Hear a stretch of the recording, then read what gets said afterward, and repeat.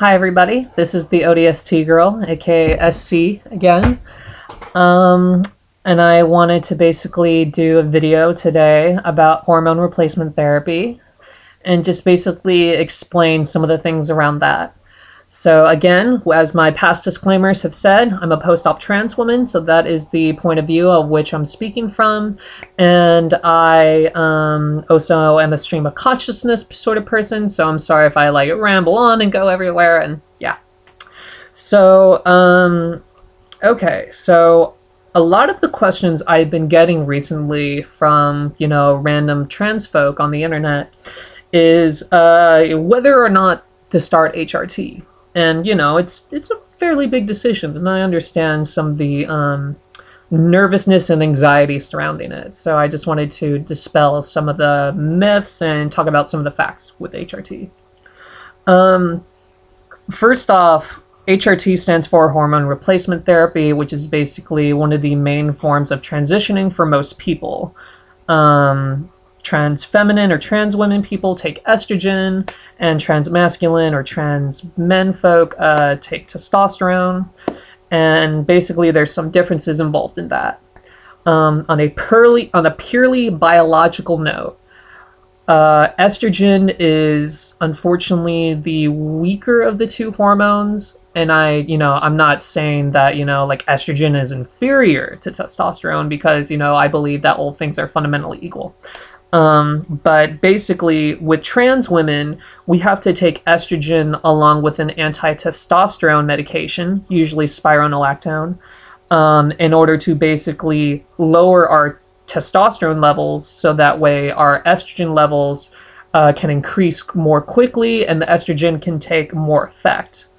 And with transmasculine folk, they usually only have to take testosterone.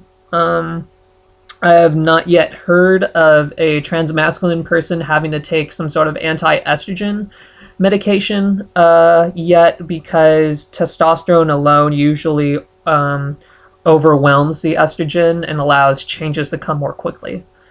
So there's that. Let's see, what else? And one of the things about taking hormone replacement therapy is that it is one of the most foolproof tests as to whether you are trans or not. Well, how do you know this? Well, basically, when you take hormones for about a month to 6 weeks, you usually either feel, pretty good to really good about this new hormone in your system and the way that's affecting you, or you feel, pretty bad.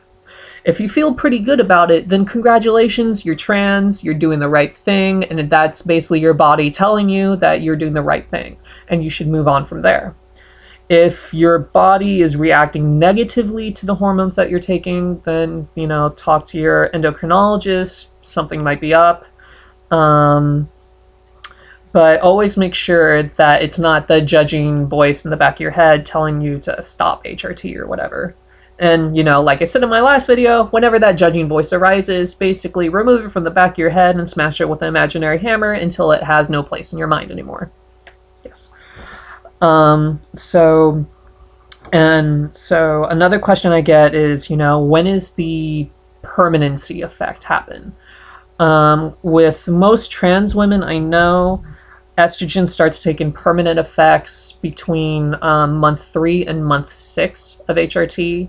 I don't know when that threshold is for trans masculine folk.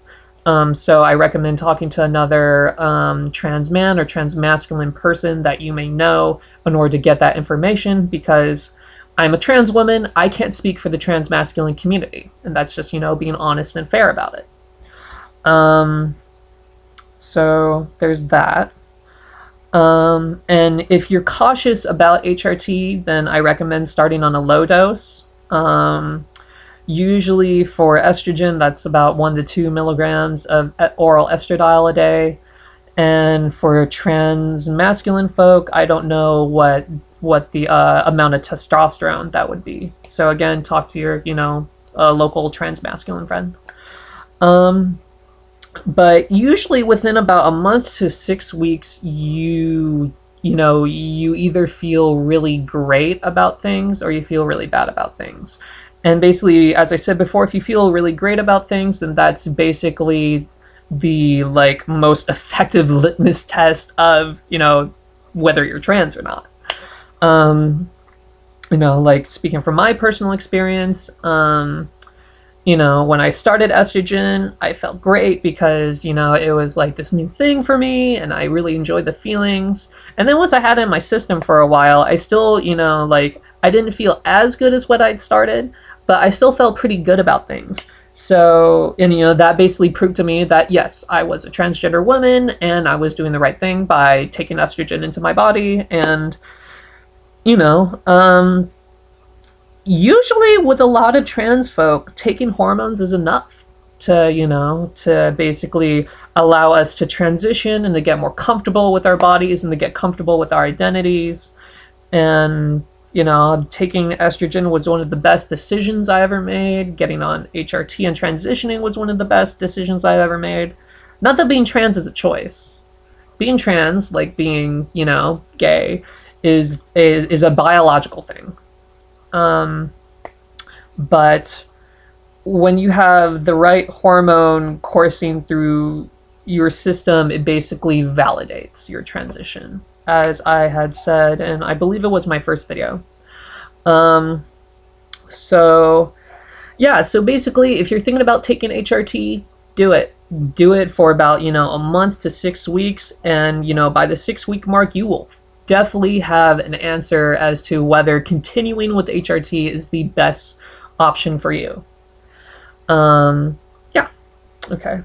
So, what other things did I want to say? I forgot a point to mention in my last video yesterday, which was about overcoming family drama. You know, what I said, you know, that a common concern that parents have is, you know, fear over their child being assaulted in some way. And, you know, while there is a very real chance of, or a risk of that happening due to, you know, societal attitudes towards trans people, unfortunately, you know, there are ways to overcome that, and that you do have a natural right to self-defense. And, you know, if someone attacks you, you have every right to fight them back and to defend yourself, because being who you are is not worth dying over. It's worth living for. So, and like I've said in my other previous videos, you know, one of the two main things to maintaining, you know, in order to maintain basically safety as a trans person is developing a very strong survival and defense mechanism, and also basically developing a hell-bent attitude towards getting what you want and not letting anybody else get in your way. And this is very important because, you know, obstacles will probably be thrown in your path and you have to, you know, break through them. So, yeah. Other things, well, just, you know, it's hard times do come sometimes, but just try to make the best of it. You know, remember to tell yourself that you're beautiful, you're loved, you're worth loving. You know, when I transitioned, it ended that like my friends started loving me more. I became more open and more confident. So, you know, that's also another reason to start HRT, is that it dramatically increased my confidence and my ability in myself to achieve what I wanted. And I saw that happen with the majority of my trans friends as well. So, yeah, that's it for right now. Don't give up. Never give up hope. You are beautiful. You deserve, you know, all the goodness in the world. And if you need help with anything, don't be afraid to holler at me. And remember that you are loved and I love you even when you don't love yourself. And, you know, you are so much more beautiful than you ever thought possible. So, yeah. Anyways, love you all. Best of luck. And, yeah. Bye, everybody.